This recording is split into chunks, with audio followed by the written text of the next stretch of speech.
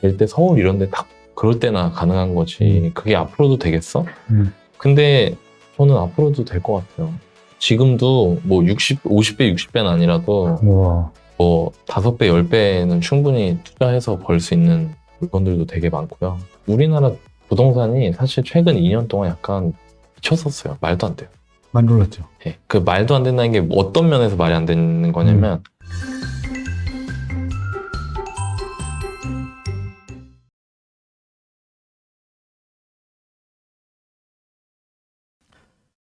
안녕하십니까. 백배진환 경제TV의 배진환입니다. 오늘은 여러분들 잘 아시죠? 월급쟁이 부자TV죠. 부자TV의 너나이님을 모셨습니다. 네. 반갑습니다. 아, 네, 안녕하세요. 네. 네.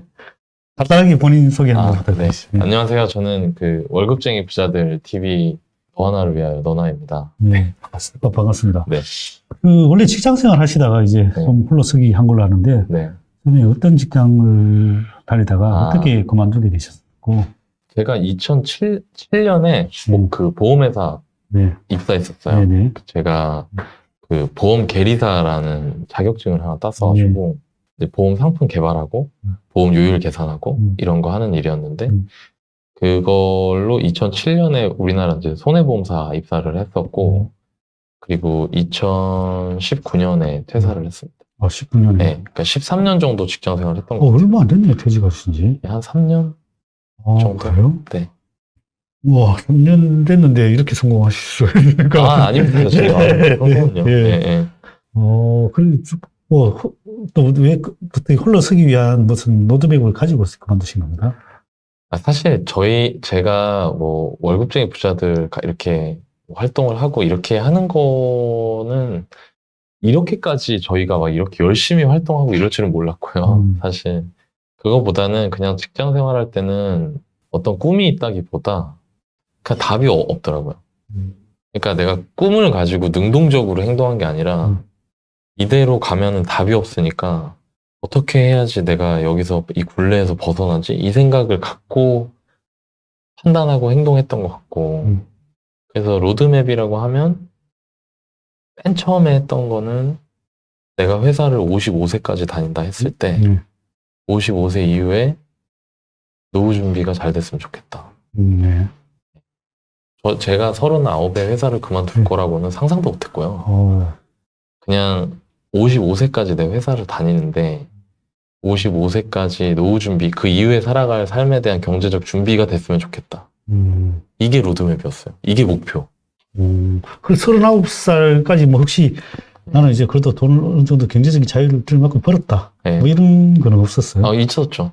그러니까 39살 때까지 그래서 제가 투자 시작할 때 39살에, 그때는 39살이 아니었으니까 39에 은퇴하겠다는 목표가 아니었다는 거죠. 근데 하다 보니까 이게 운이 좋아서 잘 된 거예요. 그래서 그 로드맵이라는 게 55세에 한 35억 정도가 있으면 내가 노후 준비할 수 있겠다. 라는 생각을 하고 55세 기준으로 35억을 만들기 위한 공부랑 투자를 해나가기 시작했죠. 그게 부동산이에요. 그게 언제부터 시작을 하는 거예요? 제가 34, 35부터 했어요. 근데 이제 35 벌써 달성하실 것 같은데 혹시 언제 달성하셨나요? 30억은 제가 2019년. 19년. 네. 그래서 그때 나왔어요. 나온 이유가 있었네. 네. 그러니까 이게 10억 정도 됐을 때 너무 좋았고요. 제일 좋았던 것 같고 20억 정도 됐을 때는 되게 좋긴 한데 약간 회사 그만두기엔 좀 불안하고. 맞아. 네. 근데 30억 정도 되니까 이제 회사를 그만둬도 되겠다. 그렇죠. 네. 벌어나는 속도보다 뭐 쓰는 것보다 버는 게 그렇죠. 속도가 훨씬 빠르니까. 네, 또 쓰는 거는 또 진짜 징하게 안 썼어요. 네, 진짜 징하게 안 썼고요. 그 부자님들이 다 잘 안 쓰시더라고요. 밥 사겠습니다. 알겠습니다. 기대하겠습니다. 언제 오늘 끝나고 나서 날 잡겠습니다. 네, 알겠습니다. 네. 그래서 너나이님 책 출간하셨죠? 네. 왜 투자를 해야 하는가? 네. 그 제목이 참 시선이 가던데, 네. 왜 이게 투자를 해야 되는 거예요? 제가 책을 쓸 때, 일단 제목은 월급쟁이 부자로 은퇴하라는 제가 다른 사람들한테 음. 이런 꿈을 가졌으면 좋겠다는 마음으로 제목을 지었고요. 그리고 제가 활동하고 있는 커뮤니티가 또 월급쟁이 부자들이라서 되게 말이 안 맞는 말이잖아요. 네. 월급쟁이랑 예. 부자랑. 그렇죠.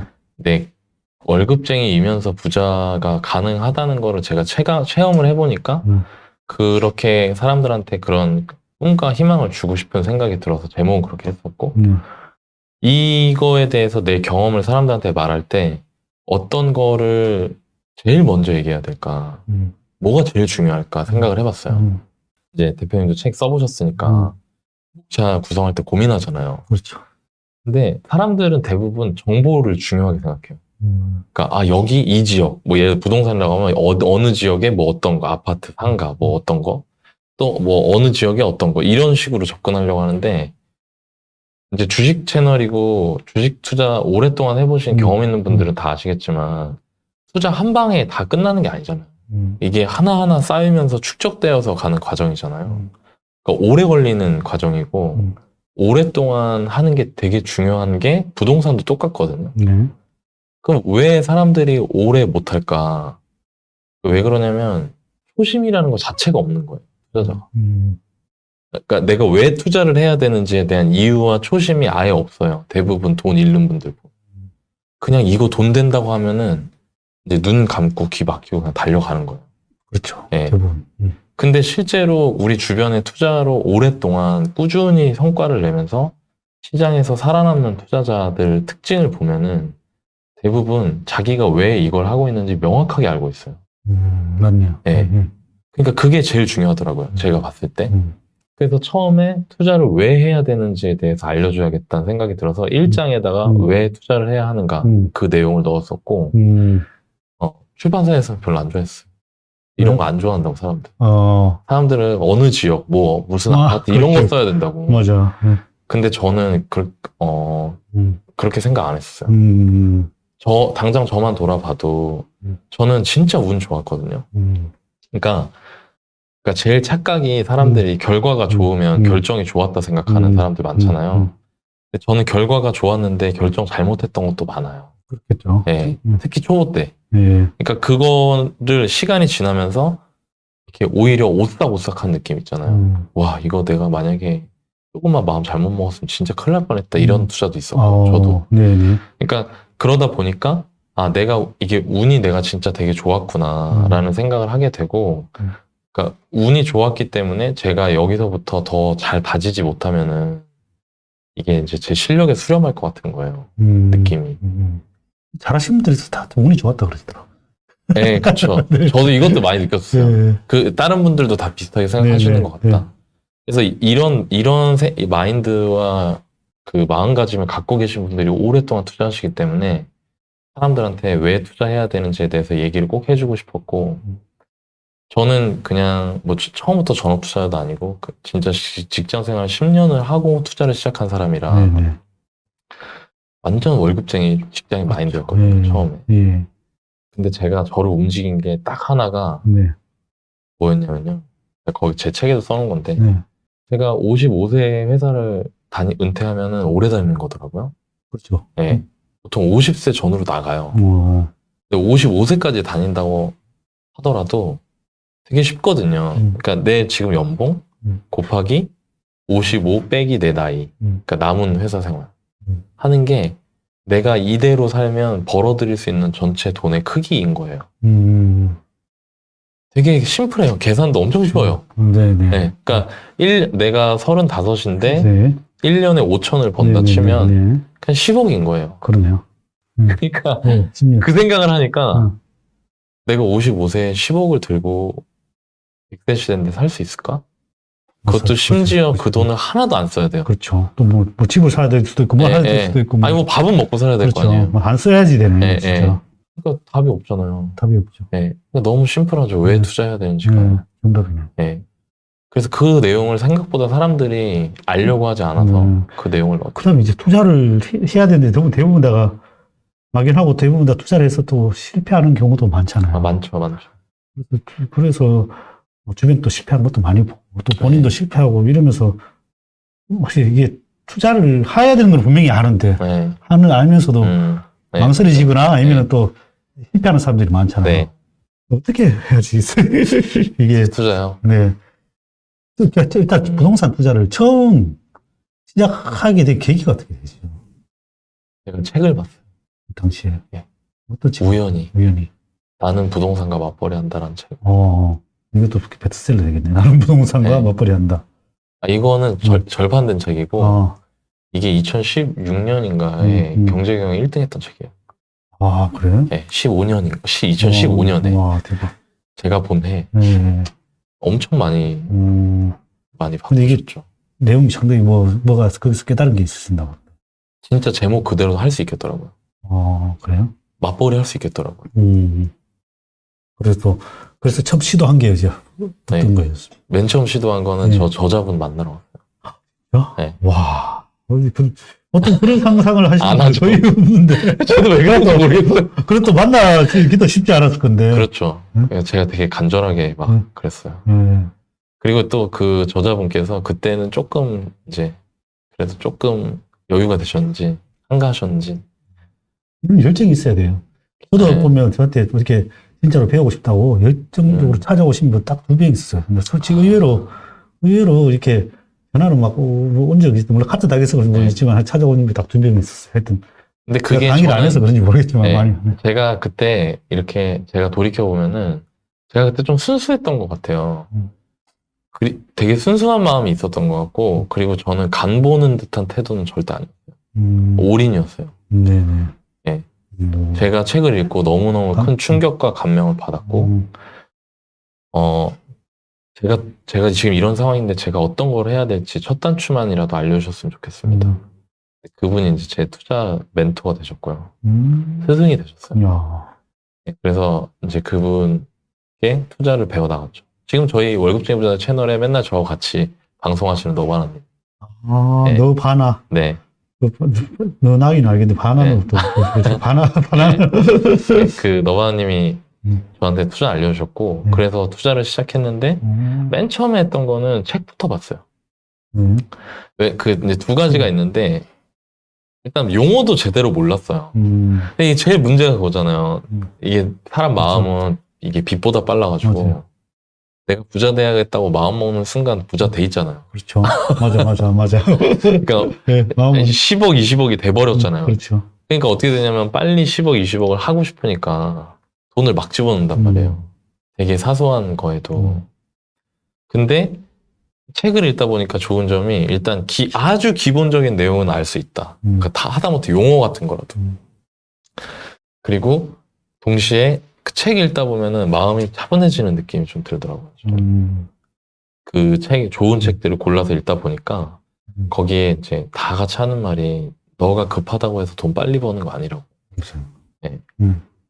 원칙과 기준이 선 상태에서 할 수 있는 것들을 매일매일 차근차근 쌓아나가다 보면은 축적의 결과로 부가 따라오는 거라고. 그런 말들이 많았거든요. 제가 읽었던 책에. 열심히 살아야 된다. 세이노님 책 이런 세이노의 가르침 같은 거. 그런 거 읽으면서 마음가짐을 좀 다잡은 다음에 한 3달 동안은 책만 봤던 것 같고요. 그리고 그 다음에 6개월 동안은 이제 현장 다녔죠. 현장. 네. 집 보러. 하여튼 부동산 좀 보러. 네.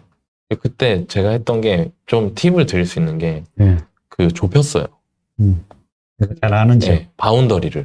네. 그러니까 투자의 바운더리도 있고 지역적 바운더리도 있는데 보통 들은 바로는 제일 잘하는 지역을 가라 해서. 그거 맞아요. 맞아요. 네, 왜냐면 그게 제일 행동을 옮기기가 편하거든요.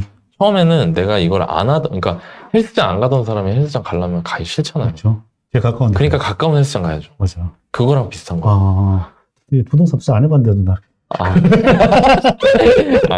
투자는 잘 아시니까. 네. 그래서 바운더리 정한다는 게 대상도 정했어요. 대상을 첫 번째 아파트. 갭 투자. 네. 아파트 하나만 전세 놓는 거예요. 그쵸. 갭 투자. 네. 그거 하나만 파겠다.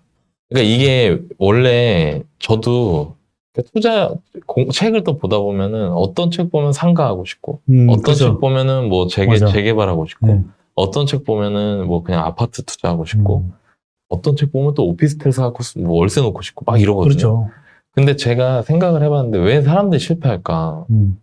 그러니까 저는 실패하는 행동만 피하려고 했어요. 처음에. 네네. 오, 진짜 좋은 아이디어다. 네, 내가 뭘 잘하는지 모르기 때문에. 근데 제가 이렇게 보다 보니까 나한테 있는 자원이 뭐지, 지금? 이 통장에 있는 몇 천만 원 종잣돈하고 시간인 거예요. 자원과 시간. 네. 시간도 완전하지 않죠. 왜냐면 9시부터 6시까지 직장에 있어야 맞아요. 되니까. 끝나고 나서 가야 돼. 그쵸. 그러면 저녁 시간밖에 없잖아요.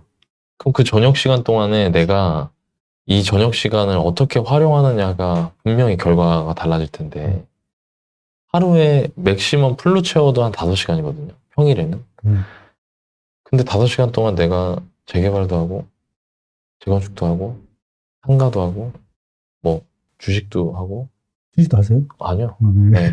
네. 전혀 안 합니다. 네네.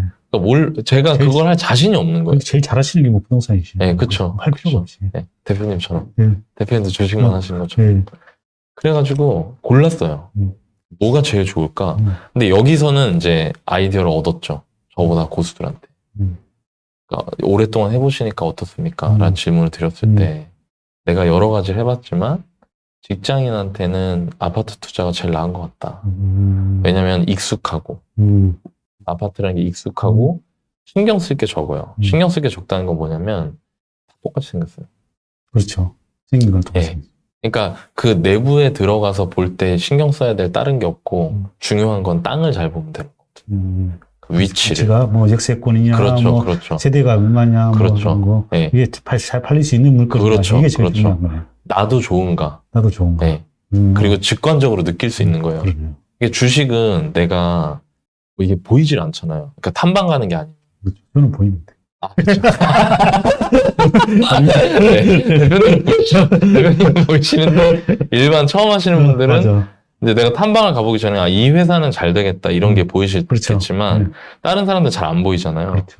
근데 집이라는 거는 내가 누구나 집에 살고 있고 또 더군다나 아파트에서 살아본 경험이 있다라고 하면 집을 볼 때 이 집은 나도 살고 싶다는 생각이 드는 집들이 있어요. 그렇죠. 그러니까 그렇게 직관적으로 판단할 수 있는, 그러니까 즉 잘못된 판단을 하게 하는 변수들이 되게 적어요. 초보자. 네, 쉽죠. 네. 네. 그러니까 그러니까 가격만 볼 줄 알면 돼요. 이게 지금 좋으냐 안 좋으냐는 체감할 수 있기 때문에. 그렇죠. 뭐 주변 시세, 뭐. 그렇죠. 또, 뭐, 전체적 시장의 가격 사이클이 있거든요. 그렇죠. 네. 그러니까 이게 가격이 지금 싼 시기인가를 볼 줄 알면. 그렇죠. 성공할 수 있겠다. 그런 생각이 들어서 그 대상을 좁히는 거를 해놓고, 그 다음에 어떻게 했냐면 그냥 쏟아부었어요. 쏟아부었다. 네. 그때 처음 시작 2014년이었나? 15년. 15년. 네. 제일 쌀 때네, 또. 제일 쌀 때였죠. 그러니까 제가 운이 좋았다는 거예요. 제일 쌀 때네. 저는 진짜 운이 좋았어요. 네. 네. 우리가 나도 처음 14년만, 그때가 제일 쌌더라고, 14년. 제일 쌌죠. 15년이면은. 바닥에 캡 투자 하면 거의 붙어 있더만. 집값하고, 그죠? 완전 붙어 있었죠. 집값하고 전세값하고 거의 붙어. 네. 그러면 예를 들면 몇 천만 원만 있어도 사실은 집 한 채 살 수 있죠. 그렇죠. 어저께 뭐, 20, 30평대. 네, 그죠? 네, 그렇죠. 근데 뭐 제가 처음에 1200만 원 주고 사고, 새 아파트. 새 아파트를. 네. 전세를 놓고 새 아파트는 네. 또 전세가 잘 나가니까. 네, 그렇죠. 그때 또 그런 새 아파트 중에 그렇게 매매 전세 차이 작았다는 애들 특징이 고분양 때렸다는 애들. 그러니까 이전 하락기 고점에 고분양 맞은 애들. 그러니까 이게 매매가가 심정지인 거예요. 아니면 떨어지거나 오히려 분양가보다. 맞아요. 근데 이제 수도권의 공급이 적으니까 전세가는 계속 올라가고. 근데 전세가 이렇게 올라와도 안 사는 거죠. 맞다, 안 왜냐면 사죠. 떨어지고 있으니까 집값, 누가 사겠어요. 맞아. 두려우니까. 맞아. 다 전세만 사. 네. 그러니까 이제 거의 붙었어, 그 당시. 차이가 안 났어. 근데 참 아이러니한 게요. 제가 14년에 결혼했거든요. 14년. 네, 근데 그때 전세집 들어왔어요, 저도. 그러니까 제가 그런 경험을 투자 시작하기 직전에 하다 보니까 사람들 심리를 너무 잘 알겠더라고요. 이 사람들 지금 이런 게 두려우니까 다 전세로 하는구나. 옛날에 나처럼. 제가 갖고 있는 원칙 중에 하나가 돈 안 잃는 집만 골라서 하는 거. 돈 안 잃는 집이 어떤 겁니까? 돈 안 잃는 행동만 골라서 하는 게 제 원칙이거든요. 투자에 있어서. 투자에 있어서. 주식도 그렇게 하면 되는데. 그러니까요. 똑같은데. 네, 완전 똑같아요. 주식도 진짜 솔직히 안 잃는 집만 하면 되거든. 그래서 절대로 깨 먹는 주식을 사고 주식 회사에 대해서 모르니까 자꾸 팔게 되고 그런 거거든. 부동산도 알고 있으면 느긋하게 기다리시죠. 그럼요. 그러니까 두 개예요. 알고 동시에 현실적 준비가 돼 있는 거. 그러니까 맞아요. 유동성 마르지 않게. 음. 그거 준비하는. 그러니까 근데 대부분 돈 잃을 만한 행동이 무리하는 거. 그거 이 잘못되면 내가 못 견디잖아요. 그렇죠. 근데 그때 왜 사람들이 이거 불안불안한데 왜 돈 밀었느냐. 돈 될 것 같으니까.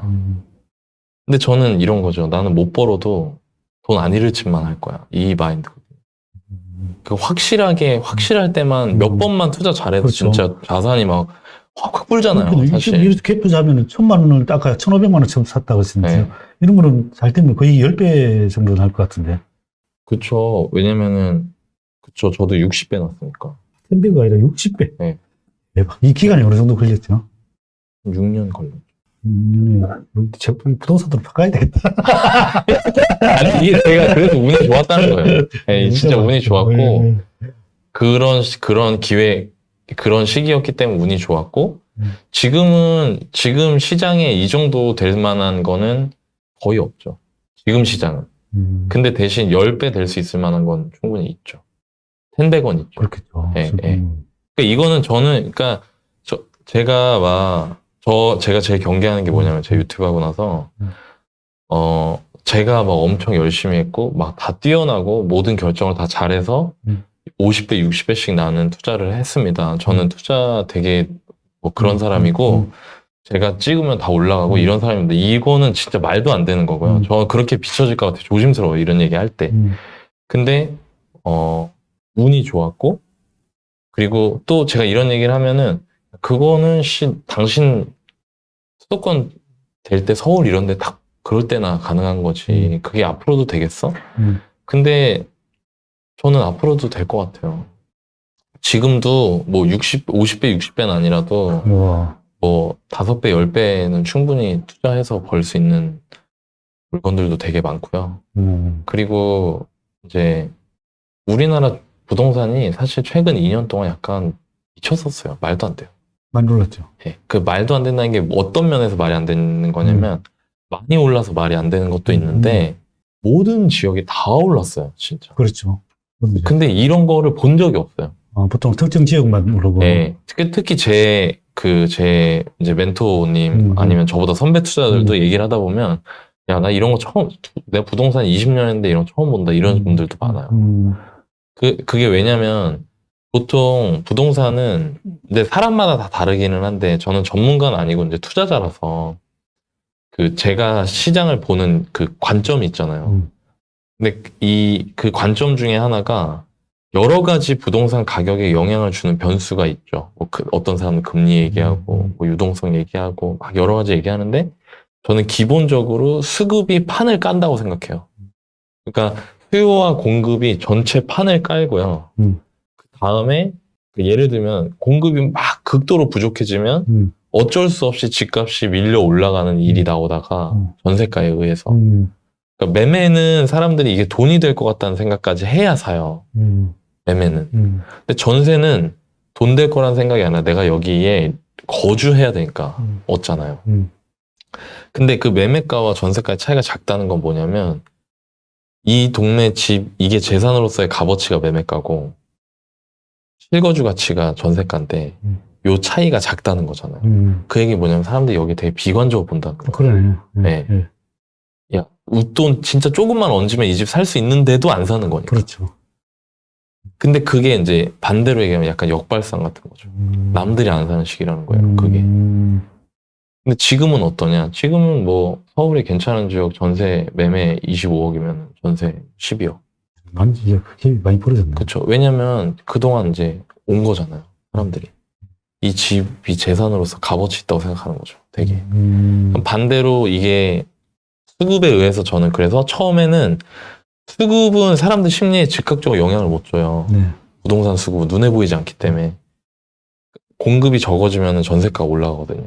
집이 모자라니까.